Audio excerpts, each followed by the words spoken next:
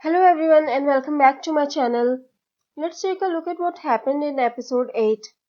We saw that the Hound killed some of the men from the Brotherhood, and then he found Soros and Beric hanging the people who killed the Septon and the villagers. As I predicted in my previous videos, this was a rogue group. Beric asked the Hound to join them. I know some people would say that Beric being here would mean that Lady Stoneheart isn't coming back, but I would keep hoping until the series ends. How could they just leave out one of the best storylines from the books? And I don't get one thing. Beric said that the cold winds are rising in the north. If they know about the White Walkers and are planning to fight, then why not head to the north? I think he only meant that winter is coming. Then we see Varys leaves for Westeros and the Masters attack Meereen. I would say it seems pretty suspicious that they'll attack right after Varys left. But I don't think Varys is involved here because A. He worked really hard to put the Targaryens back on the Iron Throne, and B. What would he gain by letting the Masters take the city back? I really think that Varys is going to Westeros to make preparations for Daenerys' arrival. As I predicted in my previous videos, Daenerys did arrive while the city was under attack. I was right about Tyrion looking up because he heard Daenerys come back. Daenerys arrives only to find that they are surrounded by the Master's fleet. We know that Yara and Theon were in Volantis in the last episode, which means that they are pretty close. They might come up from behind to help them. We saw in the trailers that the Sons of the Harpy are killing slaves in the street. I think this scene will take place in episode 10. Daenerys will fight them with the help of the Dothraki and her dragons. The real leader of the Sons of the Harpy will be revealed here. I think either the leader would be someone who is in Daenerys' inner circle. Since it can't be Tyrion, Grey Worm or Missandei, that leaves Varys, Jorah and Daario, who are in Daenerys' inner circle.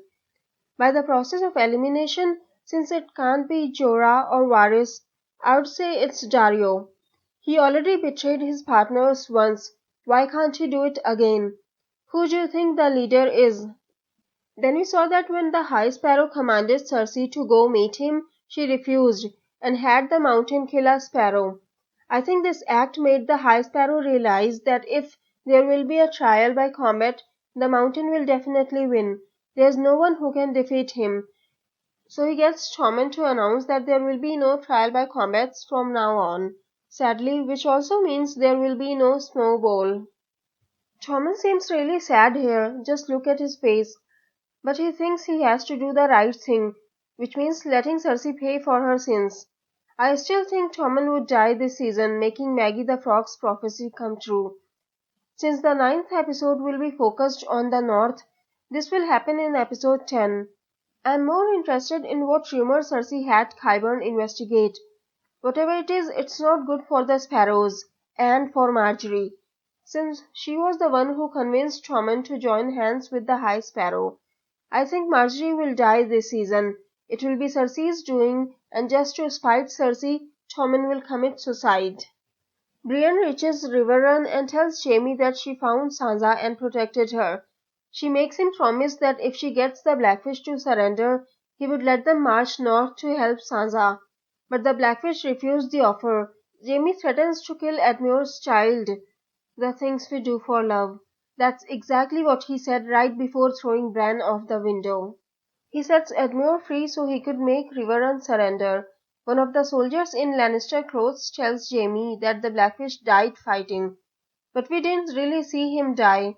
It's possible it was one of the Tully soldiers who wore the Lannister clothes and told Jaime that the Blackfish is dead, so once Jaime leaves, Blackfish could convince the others to fight again. Jaime sees Brienne leaving and he lets her go. I love how Jaime acts around Brienne. She makes him an honorable person. She reminds him of the days when he used to dream to become a great knight. Forget Tormund and Brienne. I want Jaime and Brienne to be together. I also hate what Jaime becomes around Cersei. Let's talk about Arya now. I was right about Lady Crane helping her, even though it wasn't with the fake blood. We see Arya goes to Lady Crane, who patches her up. Then the Wraith shows up, kills Lady Crane, and chases Arya through the streets. Arya leads her to a dark room, kills the Wraith, and adds her face to the Hall of Faces. The thing that bothers me is that Arya is anything but stupid. She knows that the Wraith will keep looking for her. She even tells Lady Crane that. She stays with her until the Wraith shows up. She runs and leads the Wraith to the room where we saw her hide in episode 6, right after she saved Lady Crane. Which means she had a place to go, but she still went to Lady Crane. I still think this was all her plan. She knew the Wraith didn't like her. She knew she would trace Arya's steps and will find her. That's why Arya left those bloody smears like breadcrumbs to lead her to that room so that she could kill her. Because Jaqen had told her that one way or another a face will be added to the wall. Jaqen says that she has finally become no one, and she says she is Arya Stark and she is going home. I think we'll see her on a ship going back to Westeros in episode 10, just like we saw her coming to Braavos. I'll post my Game of Riddles video tomorrow.